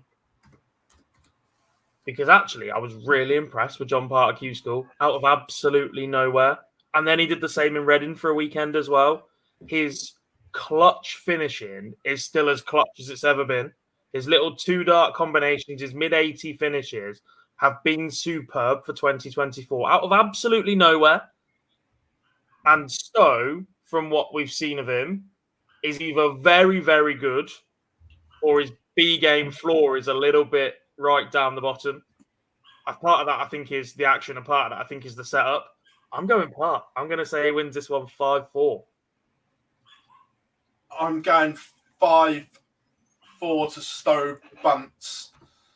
And then the final round robin is Jim Long against Jason Brandon. This is not biased, but based off the fact I've seen Jim firsthand go through incredibly tough seniors fields a number of times in the last couple of years. I'm going Jim, and I'm going to say he wins it 5-3. Yeah, I've got the same outcome. Same storyline on this one. My soft spot for Jim is probably around the same as yours, Dob. The impact he's had on the seniors since last year, it started growing, and then what he's done when it came over January for the 3 weeks. It looks like he's in very good form. And my heart will always go towards Jim Long because he's just such a nice gentleman. On the most incredibly apt nickname I've possibly ever seen. He is a gentleman. Yeah. I'm going Jim Long as well to complete the hat trick. Well done, boys. I a couple of seeds out, some 5-4s. Let's see it. However, I'm not going to let you off the hook. Who wins, boys? You've done your predictions. Who wins the cross-border challenge? I think Spellman, Van Dongen, Taylor, McMillan. And with it, maybe Phil, give me a side for the Nations Cup. Oh yeah, so I've got first round, America 1, America 2, Canada 1, 2-2 on that side, 3-2 Canada, 3 each, 4-3, 5-3 Canada in the first round. Okay, I've got 5-3 US. Just tasty enough to keep Just it take going it on Saturday. over as well. Yeah, I've got 5-3 to the US. I have got 5-3 to Canada. While you two are looking at that, I've got my final locked in. Sorry to all Canadians who are watching. I've got an All-American final. Really? I've got Spellman beating Lauby in the final. Oh, that's what. I think Alex Spellman is in the top 5 players not to have a tour card. I genuinely think he's that good. I've got Alex Spellman in the final from the one side. Heart and head with Danny Lauby and Jim Long. I was talking about Jim Long just for a while. But you know what? Normally I go with my head. I'm going to go with my heart. Jim Long beats Alex Spellman in the final. Oh. Jim was in the final last year, so Jim, yep, as some runner-up last year, could be champion this year.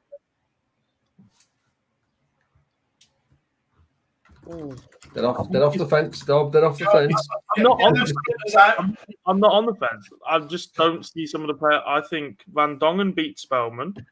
I think David Cameron gets the better of Danny Lauby. I've been that impressed with Cameron's game the last time I saw him a few weeks ago compared to that was the form that won him the Seniors Masters 2 years ago. I'm just trying to think from that. I think Van Dongen beats Jacob Taylor. And then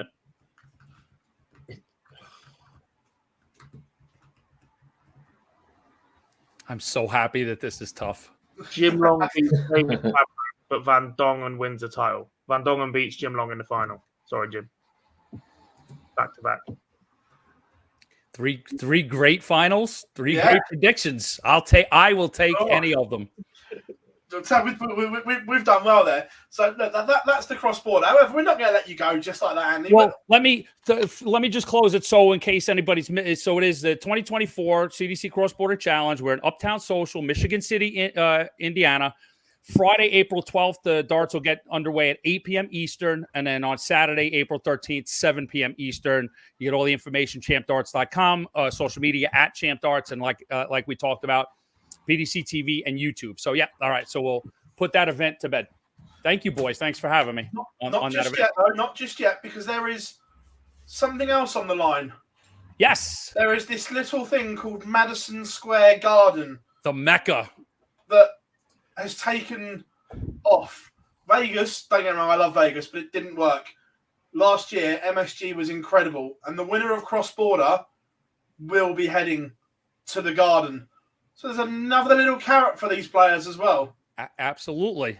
Absolutely. Another great opportunity. So, yeah, the winner of the Cross Border or runner-up, if the winner is already in, and that's as far as it'll go, will be on stage at Madison Square Garden. And that's how we saw Jim Long last year. He made the final.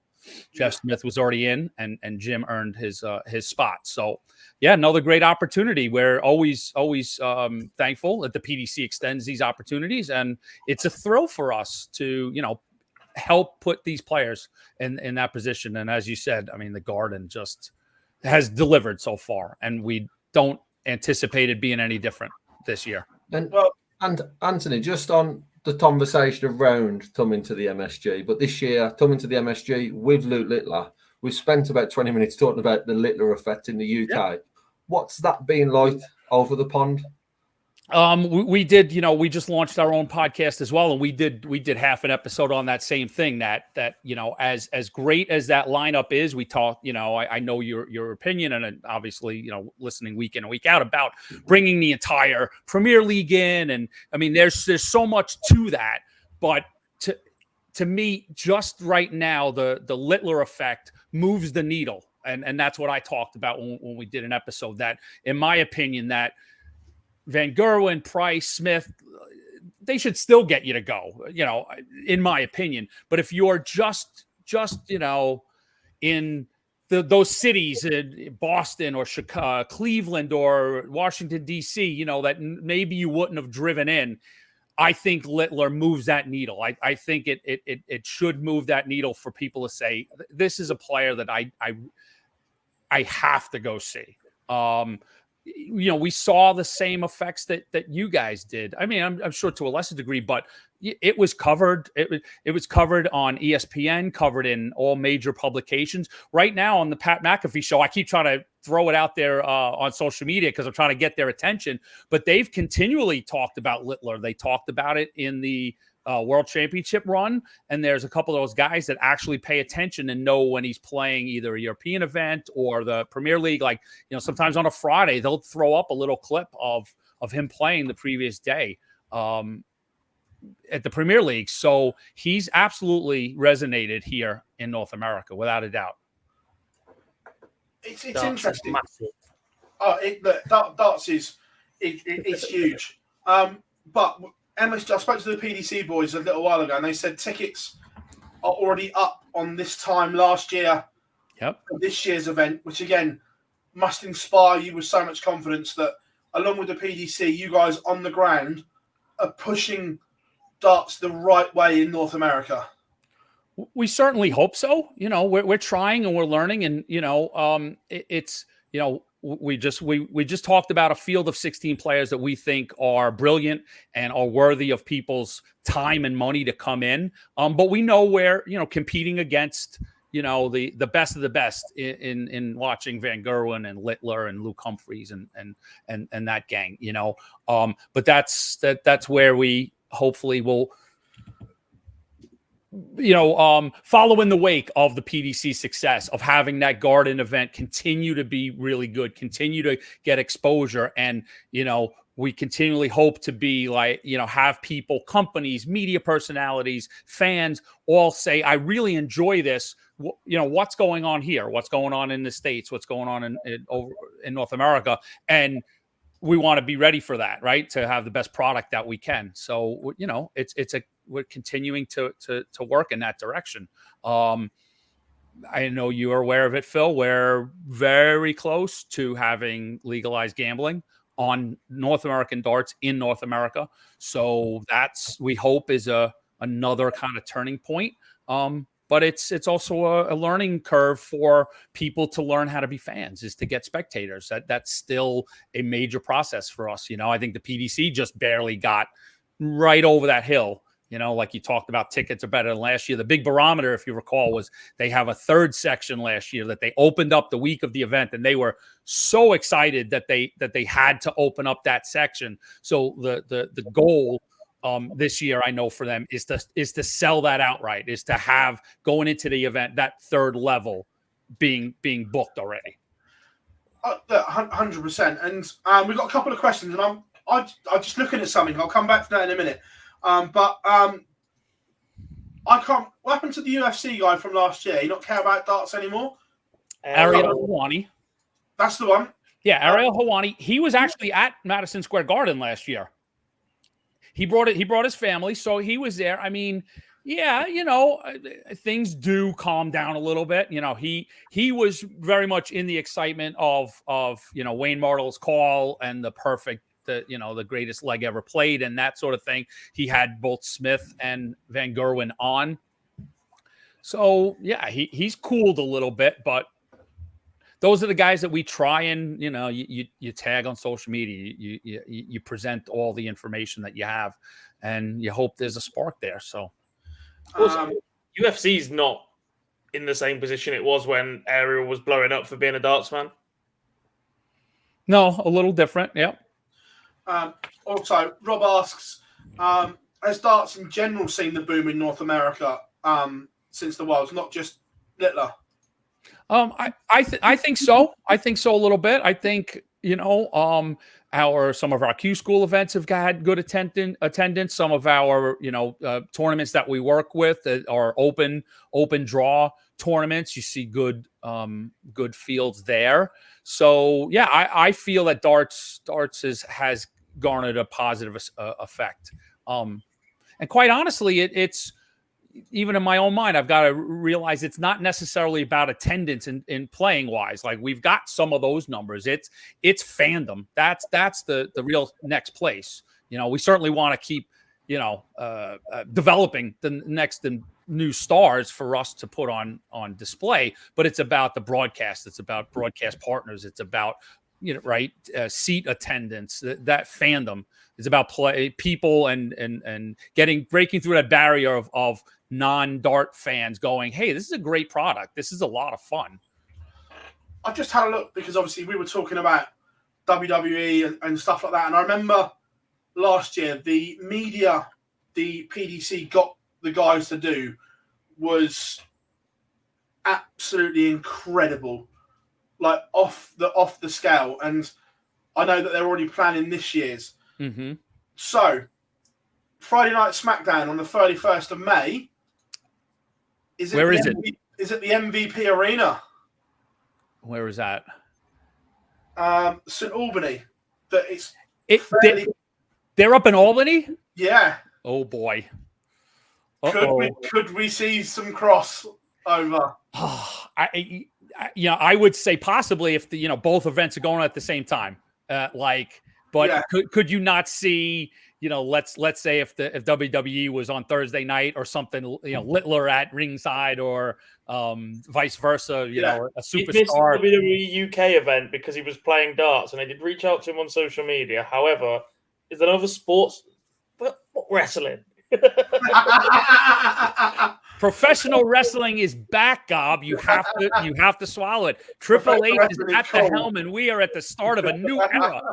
Honestly, Jack is going to roll his eyes and almost puke as what's going to come out of my mouth next. But Phil will appreciate this. I honestly have not really been into wrestling like I was when I was much younger. I'm older than you guys, so I'm more of an 80s kid, and I didn't follow a lot of the late 90s, 2000s things. I've talked to Phil about this. What The Rock did over the last 10 days completely got me back.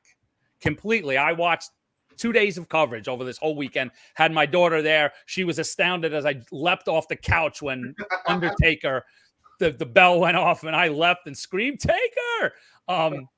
It's entertainment. It's professional wrestling, and I think we kind of need a little smidge of it in darts, to be honest with you. Showmanship. I absolutely love your passion, but please stick to darts and not to wrestling. Please no. Well, please no. I'll push a little bit in that, especially like for us on this side of the pond. You know, we're learning a little bit. We're learning how to put on a show. So I think it's fair to look at other sorts of forms of entertainment, just to see kind of what works. You know, I mean, I'm not looking for, run-ins where there's going to be a new player runs in. Oh my goodness! So, although I think Phil might like that, but just be all over it.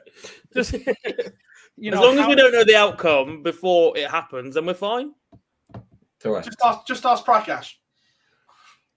Well, but to me, I would, I can hear Peter Cetera going, "Don't go down this road." But I would be okay if we had some of our talent, know behind the scenes that, hey, this is all work, but in front of the camera, give us a little bit of those promos. Give us a little saltiness in some interviews and promos. Like, we know we're all gentlemen and we're going to start with a handshake and finish with a hand. I'm not looking to denigrate the game, but I'm looking to make people go, "Oh, did you hear what he just said?" This question? No, get rid of the trophies, bring the belts back like they did for the Champions League. Who would not love to see a strap come down the aisle with lights going off and Luke Littler comes walking up the steps with it. He's got his strap. Right. This is the part of the show where Peter's going to absolutely hate me now because he's not here to stop you talking. So, we've seen the boom that you guys are on, and what's the next step for you guys? Because the gains that you've made have been incredible, and I know that you guys like to push the PDC as well, and we often speak about this here, that your tour is the strongest, in my opinion, out of the affiliate tours. Thank you. So perhaps are you, or would you like to fight the corner that whoever finishes top of your rankings gets a tour card and things like that? Oh, most certainly. I think that's a great avenue to go down on. It's a commitment no matter what, though, to become a professional dart player, right? Where are the professionals? The professionals are based in the UK. So, no matter how you get your card, if you're going to be serious about it, you've got to use it and you've got to travel, right? But I guess from that's just one little degree of making the attempt that much simpler, right? To give each region or affiliates and a regional attempt at earning tour cards, right? Like, would that move the needle? Would that be a big incentive for somebody to say, well, I don't have to travel to Europe to make the attempt if I play my home tour and I, like you said, reach the top of the rankings? Now I get a PDC tour card. Would that have an impact? You never know. I think it would. Yeah. And then broadcasted darts in America. Is that the next step for you guys to try and get a bigger broadcast deal? Maybe not just in America, but give us more coverage as well. So we, I say us, we follow it anyway, but the UK and Europe to follow those players as well. Is that, again, something in the pipeline that you're looking at? Is broadcasting? Of course, it has to be. It has to be. We do have a media agent who is, working on any of those leads. Tony Burton is our agent, and that was exciting to sign with someone whose expertise is media. But that's obviously one of the roads that you want to go down. It's sort of a balance between looking at all of these different platforms and who needs content. You see all of these, streaming channels that have these niche sports that have their own channel running 24 hours a day. And, so it's a balance of trying to get those opportunities and then what's the value and what's the cost. But certainly that's a component of where we need to get to, is upping the broadcast component.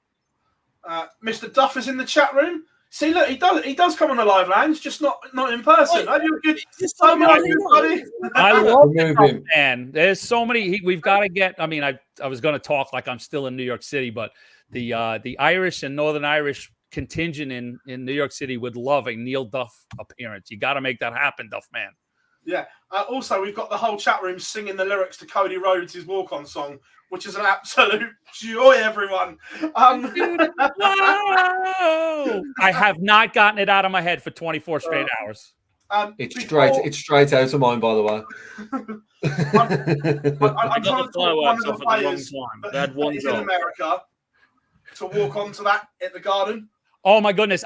You obviously know that's like where my mind goes. I'm watching the WWE, and that exactly like I know to some on this call here, it's distasteful, but it's that's what I see when I watch those things. Is someone who's trying to take darts and trying to convey how just magical we think it is to the public. It's so I watch the way the crowd pops, the way they react to certain components of it, and certainly that's all I did was envision all last night of a player coming out to that song and hitting that moment of the whole crowd being engaged. And I think it was Phil and I, as he said, we messaged privately and we talked about, and Triple H in one of the press conferences, I think it was Triple H, but talked about, or maybe it was Cody, talked about how the audience is a character. The audience is the show now, and that now justifiably we can transfer it to darts.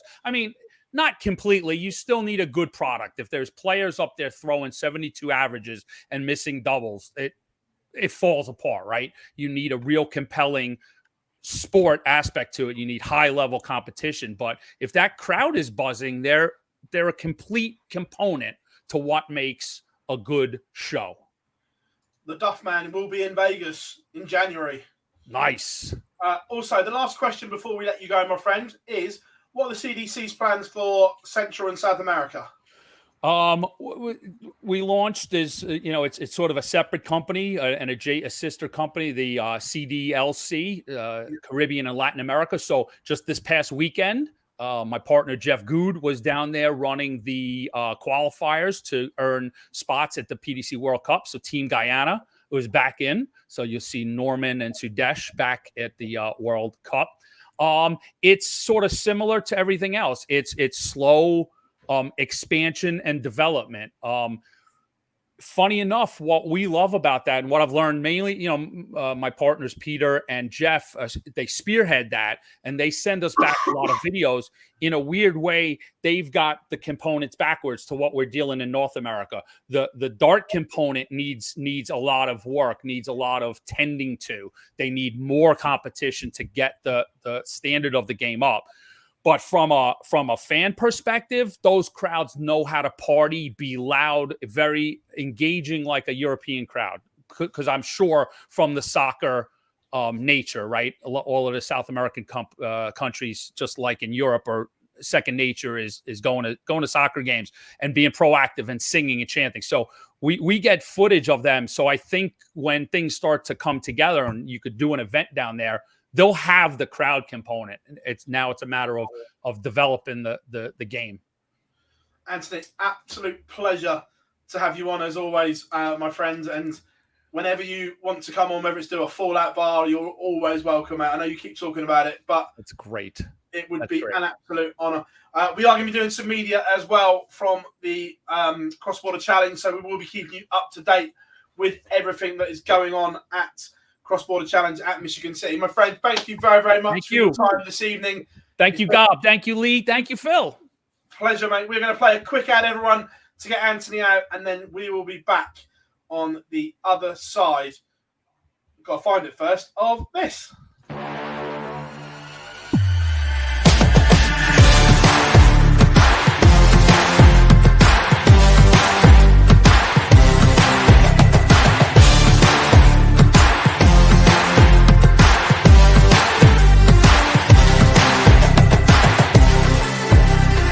Ball 1, Joe Taylor, Garrett Kelly. And ball 2, Craig Nixon, Robin Young.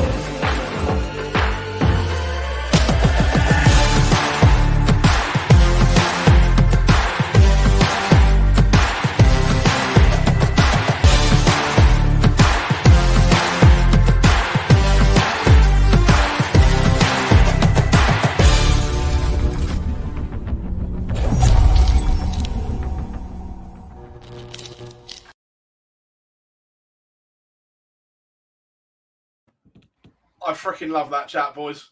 That was superb. I loved it. Apart from the wrestling. Yeah.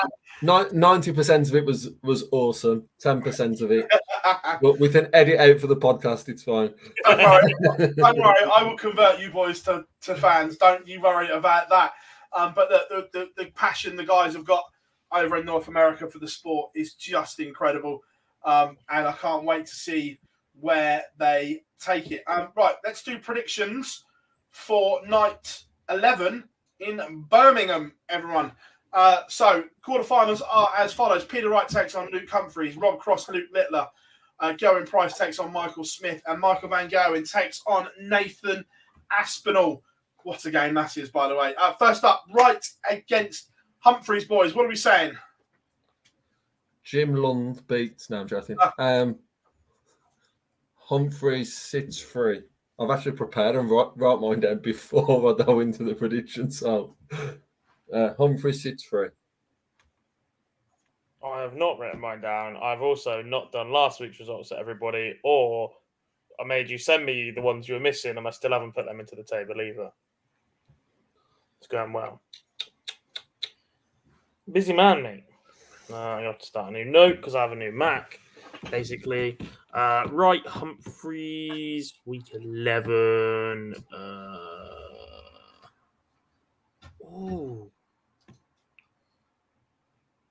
Right fall, Humphries 6. I am going 6 for Luke Humphries.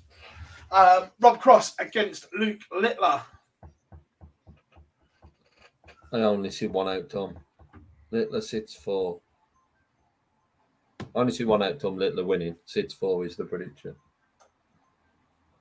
Be very brazen of me to do it to no end that way.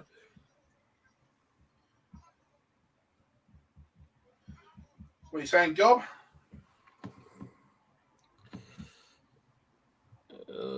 What did he do today? Who beat Rob Cross at the Pro Tour today? 2 seconds. It was while I was being busy elsewhere. Rob Cross was beat by Richie Ed has. The average 94. Next week's the one for Cross. 6-3, Luke. I am going 6-4, Luke. Going Price, Michael Smith. I think it's going to be a belter again.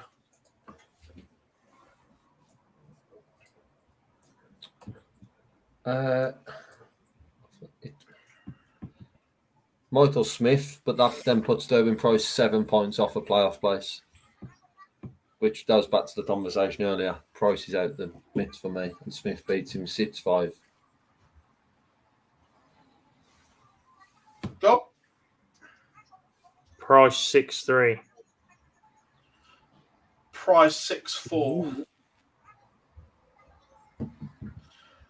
MVG Aspinal.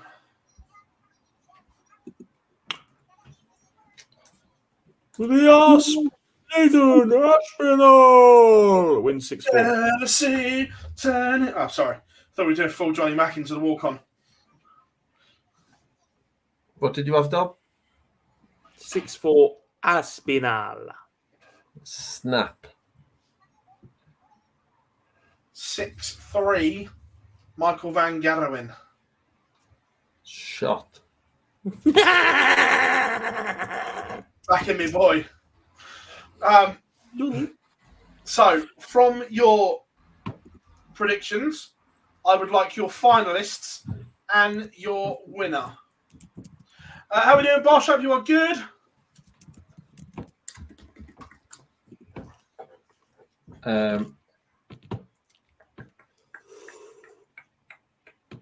The Asp continues his good form, but loses in the final to Luke Humphries 6-2.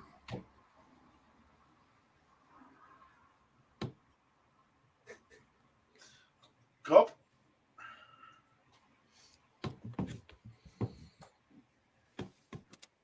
we get an exact repeat of last week's final with the same outcome.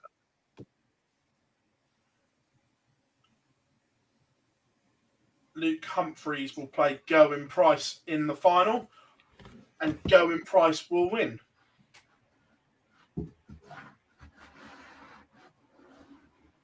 Chat room, what are you saying? Who wins night 11 in Birmingham? Birmingham.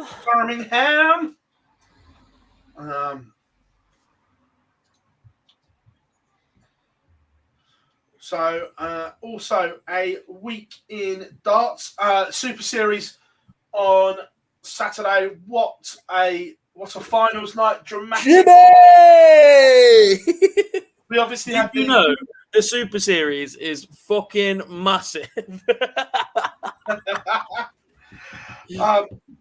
The 9 darts shootout. And Jimmy Van Ski beating Tom Sykes in the final. Tom Sykes is going to be a proper player as well, by the way. He already is a proper player, by the way, but he will be a proper player on tour. You know what I meant when I said. Absolutely incredible action on Saturday night, and a surprise winner. The names that were in the final, I don't think many would have picked Jimmy to come out on top from that 6. No, not after he missed finals night on debut last time he was here. Yeah, I ref that week as well. He got better and better as it went on. He delivered in the big moments. He had a love-hate relationship with Double 18 all week, and it was there when he needed it most in the back end of those games.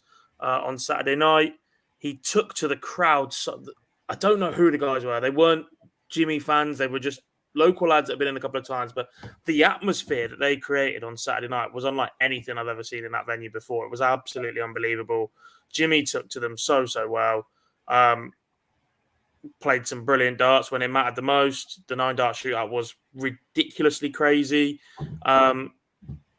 Considering he didn't get anywhere near on the bullseye and didn't have a choice where he threw to win the 9 dart shootout is crazy. Just get up there and let your darts do the talking.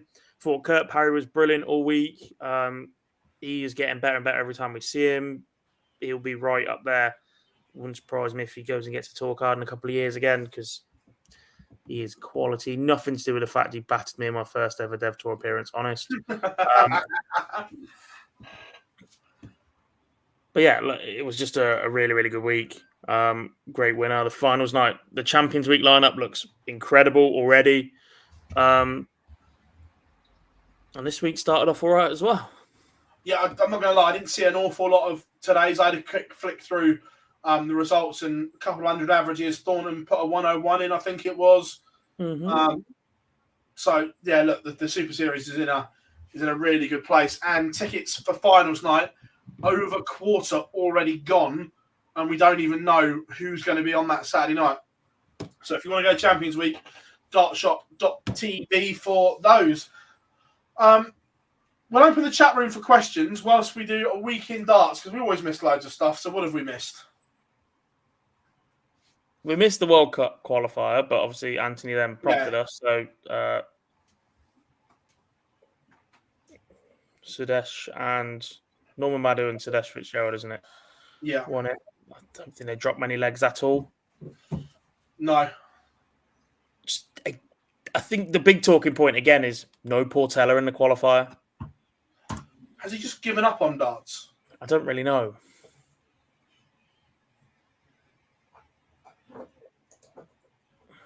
No, Jamie. Mason plays on Thursday. Matt Edgar going to the Iceland Open. I believe so. He literally touches down from America and then gets straight back on a flight to Iceland. He's going to try and defend the title that he won. Tom, piss off, frankly.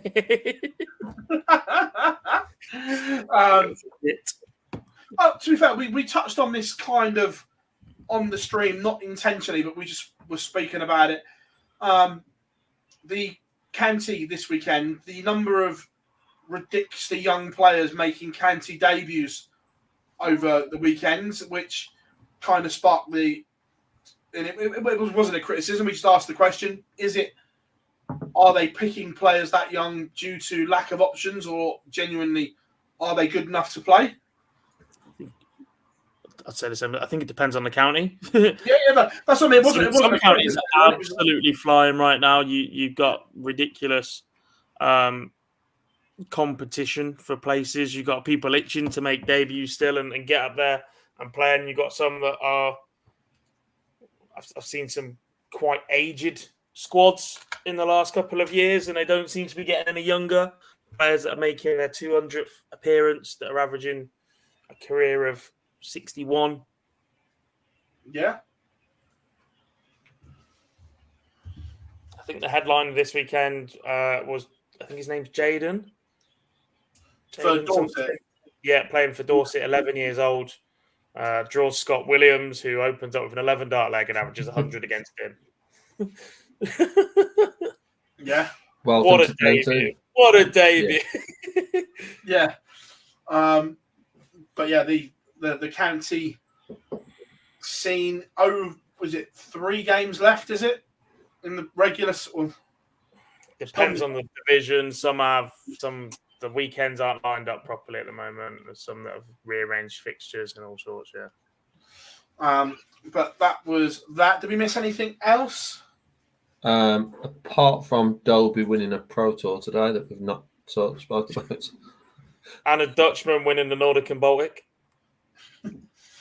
Was that Jeffrey de Graaf? Yeah.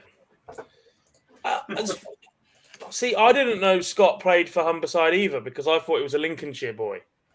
So I think that must be recent. Last year he played for Lincolnshire. Yeah. Because remember, Des Jacklin was down as a reserve in case he didn't make it back from somewhere. Yeah. So last year he definitely played for Lincolnshire. Yeah. The Torremolinos Open this weekend. Oh, yeah. Previewing that? Predictions? Oh, yeah. Paula Jacklin win. Oh, sorry. I just know because I'm quite upset that some of the regular seniors players have decided to go to Torremolinos for sun, beers, darts included, then come to Newbury for 2 ranking events. Just not on. Chris Dobie won today's Pro Tour. He played really well all day. Josh Rock played some really good stuff today as well.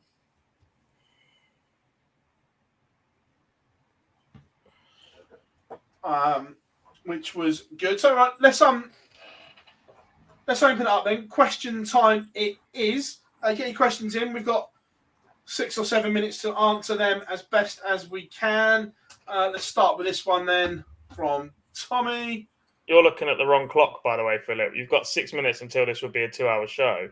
Mr. Boyce was late, so we should finish in 3. All right, we'll just count. What year will Luke let Liverpool hold champ? Every year. When's your birthday? 20th of May. What year? Every year.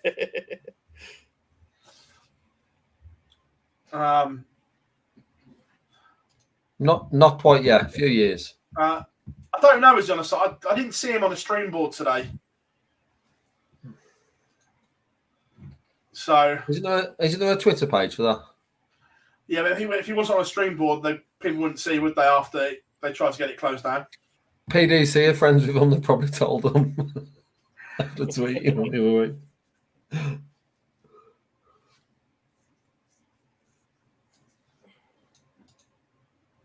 He who must not be named. Me at the Student Nationals Big Weekender to win the last 16 match.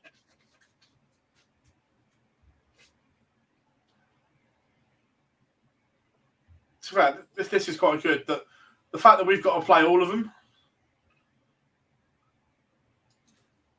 I still think City is my honest answer. Next player to retire. Do you mean retire altogether or retire from PDC darts like Stevie B? Steve Beaton from PDC and Phil Taylor from everything else. Yeah, good one. I think from PDC darts, Mervyn King, in terms of a high-profile one. I don't think it'll be a retirement. I just think he'll lose his card. Yeah, Do possibly. you think he'll Dalbat? Do you think he'll try and Dalbat and dead it? Yeah, Don't know. I think he would.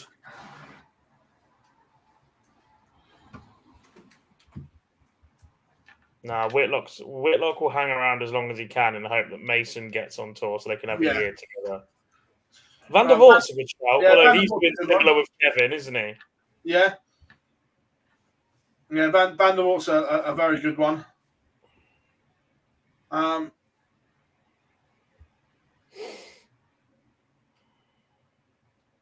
To be fair, Adrian Lewis is pretty much retired as it is. Yeah, I'm not going in on him again.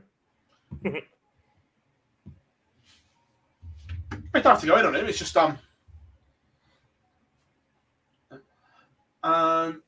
don't. No one knows why Cammy didn't play today, but I'm led to believe he will be there tomorrow. He will be there tomorrow, 100%. He was meant to be there today, 100% as well. That's why I said he's meant to be there tomorrow. That changed, but yeah, he's definitely there. He's definitely. That's why I said he's meant to be, because he was also meant to be there today. 100% he's there tomorrow on Wednesday. So, yeah, in true Cammy style. Interesting one here.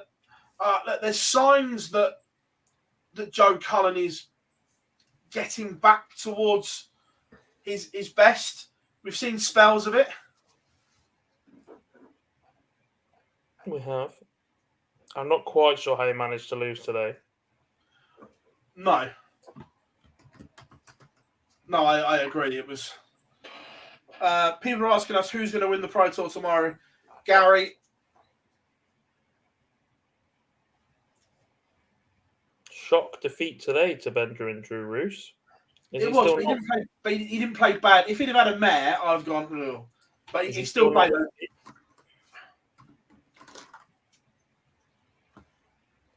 I don't think he'll get it again, Jamie. He'll get one little cheeky montage and a nod from Sky, and that'll be it. Yeah, when he decides to retire, he won't get the fan farewell that he had in 2019. Yeah. It was Shed. Yeah. Big fan of the Shed. To be fair, we kind of touched on this today, that if tickets for the World Championships don't make general sale like it's predicted, at that point, do they then have to look at the Great Hall and moving the event into there? Yeah. The conversations we had with Barry, not just us, that were had publicly via Barry Hearn in the last couple of years when they turned the room around, was before you make any drastic changes, you have to prove that your demand is above and beyond significant to what you've got available. Now, you can do two things with that. You can either hike up the price of what you've currently got, or you can make a change about it. But you need to know that you've got the demand, because you don't want to make a change and then only half fill a big room every session, because you've still got to go and fill that room on a Tuesday afternoon when your headline act is the world number 27. Yeah. I think we're at that level right now, and if they don't do it now, they might not ever.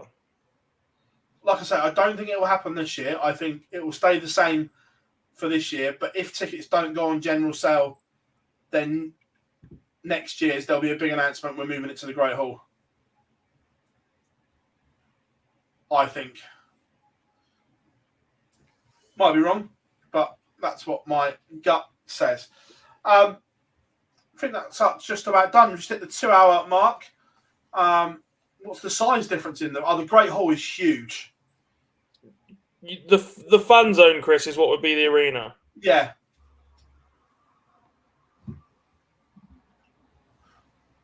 It will get eventually, Tommy. It will go to 128, and sooner than you may think. I don't think we're a million miles away from going to 128. I think we're about 6 months. Is the answer you're looking for? Yeah, no, I don't think we're a million miles away from some Boxing Day darts. Yeah. I I don't think it'll be this year. I think it'll be next year's World Championship that goes to 128, and they'll probably announce maybe on night one of the World Championships, they'll announce that next year it goes to 128 or something like that. Yeah, that's it, Rob. The Great Hall was where the News of the World was played.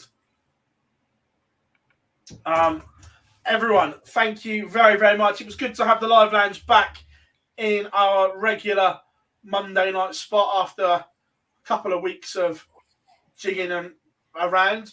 But super show. Thank you very much to Anthony from the CDC from coming in. Absolute brilliant guest. Again, the passion from the guys across the pond is just incredible. We will return tomorrow, 12:55 for Players Championship number 8. Looking forward to that. If you haven't yet, make sure you drop us a like and subscribe. Coming over the next few days, we've also got interviews from Fallon Sherrick, Raymond Van Barneveld, Chris Dobie, and Simon Whitlock to look forward to as well. But I've been Phil Bars, Jack Garwood, Lee Boyce. Thank you very much. As always, gentlemen, this will be available as an audio only in the morning, and we'll see you all very, very soon. Bye.